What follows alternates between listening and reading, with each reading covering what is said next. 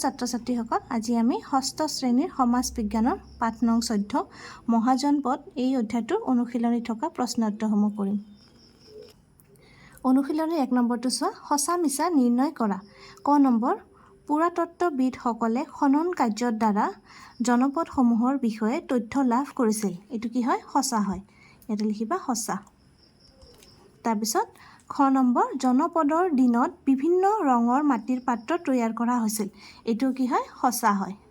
সঁচা বুলি লিখিবা। তাৰপিছত গ নম্বৰ, মহাজন পদৰ সময়ত লৰ ব্যৱহাৰ হোৱা নাছিল।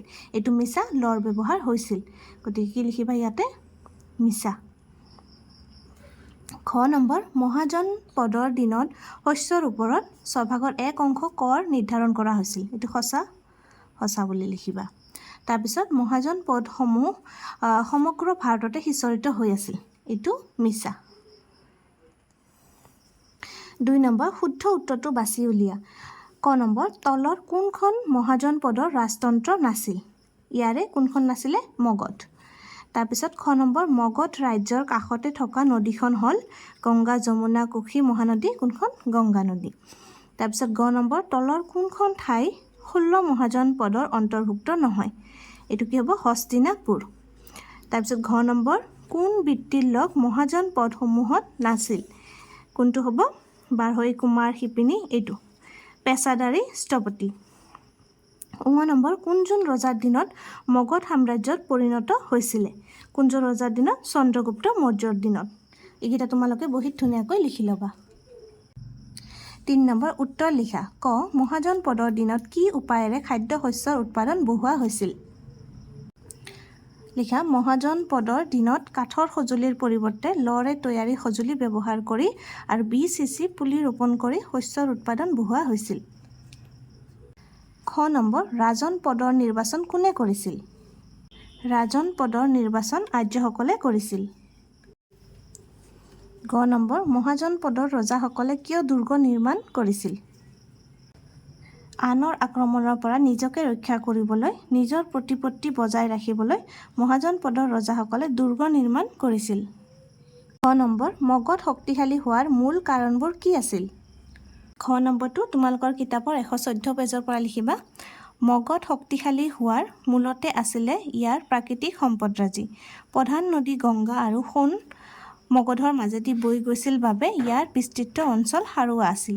ইয়াৰ ফলত পৰিবহণ, পানী যোগান আদিৰ সুবিধা হৈছিল। তদুপৰি মগধৰ বহু অঞ্চল হাবি-বননিৰে পৰিপূৰ্ণ আছিল। হাবিত থকা হাতীবোৰ ধৰি আনি প্ৰশিক্ষণ দি সৈন্য বাহিনীৰ কামত লগোৱা হৈছিল। তাৰপিছত এইখিনি লিখিবা। ইয়াৰ উপৰি মগধৰ কোনো কোনো অঞ্চলত লৰ খনি পোৱা গৈছিল। সেয়েহে এই সকলো ফালৰ পৰা শক্তিশালী হৈ মগধে নিজৰ কৰ্তৃত্ব স্থাপন কৰিবলৈ সক্ষম হৈছিল। এই আঁচ দিয়াখিনি তোমালোকে লিখি ল'বা।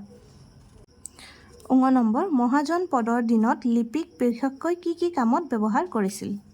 লিখিবা, ব্যৱসায়ীসকলে তেওঁলোকৰ প্ৰয়োজনীয় হিচাপ নিকাচ ৰাখিবৰ বাবে আৰু দূৰ দূৰণিলৈ খবৰ পঠিয়াবলৈ লিপিৰ ব্যৱহাৰ কৰিছিল।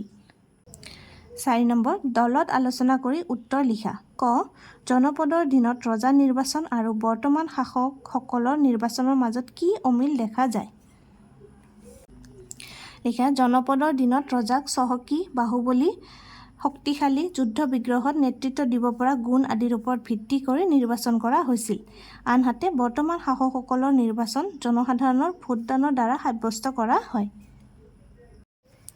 খ নম্বৰ, মহাজন পদসমূহৰ সময়ত জনসাধাৰণে কি কি কৰ সধাইছিল? ইয়াৰ উত্তৰত লিখিবা তোমালোকৰ কিতাপৰ 112 পেজত।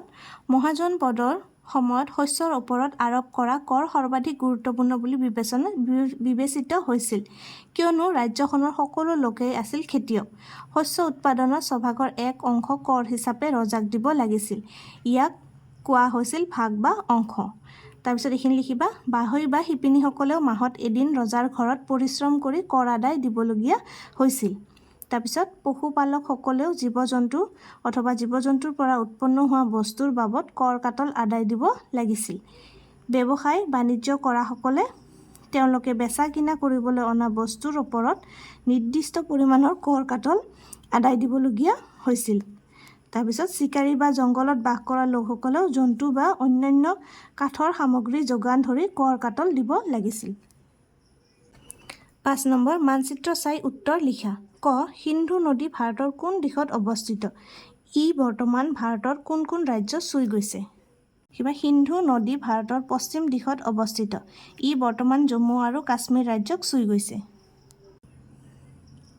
খ নম্বৰ প্ৰাচীন মগধ বৰ্তমান ভাৰতৰ কোন ৰাজ্যত অৱস্থিত? প্ৰাচীন মগধ ভাৰতৰ বিহাৰ ৰাজ্যত অৱস্থিত। আজিৰ ভিডিঅ'টি ইয়াতে সামৰিছোঁ। আমি মহাজনপদ এই অধ্যায়টোৰ অনুশীলনত থকা আটাইকেইটা প্ৰশ্নৰ উত্তৰে কৰিলোঁ। আশা কৰিছোঁ তোমালোক বুজি পাইছা। ধন্যবাদ।